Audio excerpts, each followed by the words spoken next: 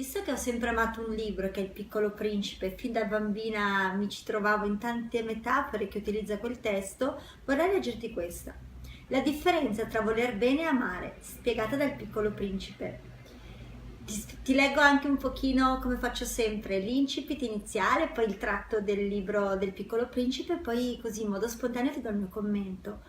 Voler bene e amare sono entrambi sentimenti meravigliosi, sono diversi. Tutti o quasi abbiamo un proposito fermo e irremovibile nella vita: amare qualcuno con tutte le nostre forze. Ci pensiamo e lo desideriamo ardentemente, perché lo riteniamo il cammino giusto per essere ancora più felici. E è difficile sbagliarci quando pensiamo che un sano attaccamento sia importante per stare bene. Sano, dico sano, in realtà qua c'era scritto un attaccamento, sano perché comunque per poter amare la cosa principale è amare sé, questo si sa, è abbastanza lapalissiano. Tuttavia, per qualche motivo finiamo per confondere il voler bene con l'amare. Di conseguenza riempiamo il nostro zaino emotivo di falsi ti voglio bene e di ti amo vuoti. Cosa dice il Piccolo Principe? Ecco qua. Ti amo, disse il Piccolo Principe. Anch'io ti voglio bene, rispose la rosa. Ma non è la stessa cosa, rispose il principe. Voler bene significa prendere possesso di qualcosa, di qualcuno. Significa cercare negli altri ciò che riempie le aspettative personali di affetto e di compagnia. Voler bene significa rendere nostro ciò che non ci appartiene, desiderare qualcosa per completarci, perché sentiamo che ci manca qualcosa. Voler bene significa sperare, attaccarsi alle cose e alle persone a seconda delle nostre necessità, e se non siamo ricambiati soffriamo. Quando la persona a cui vogliamo bene non ci corrisponde, ci sentiamo frustrati e delusi. Se vogliamo bene a qualcuno abbiamo alcune aspettative. Se l'altra persona non ci dà quello che ci aspettiamo, stiamo male.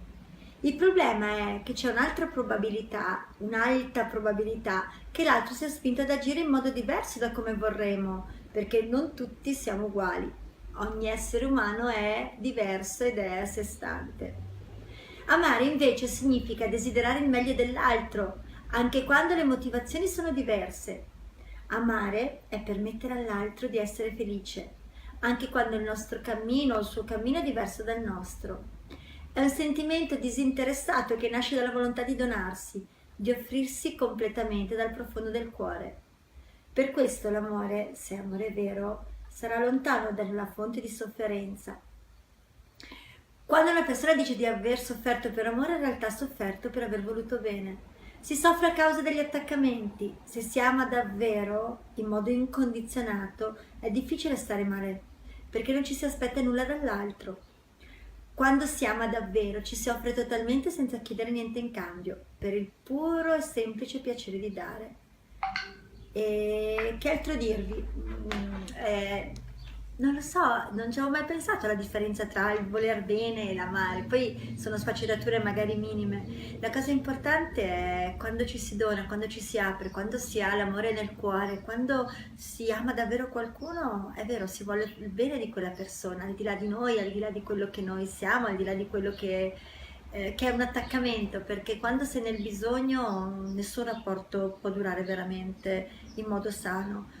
Troppe volte scegliamo per bisogno, troppe volte le persone scelgono per colmare dei vuoti emozionali, e invece quando scegli per il piacere di creare armonia, serenità nel fluire, le cose sono un po' diverse. E tu sei attaccato o riesci a camminare in parallelo, mano nella mano, guardando magari nella stessa direzione?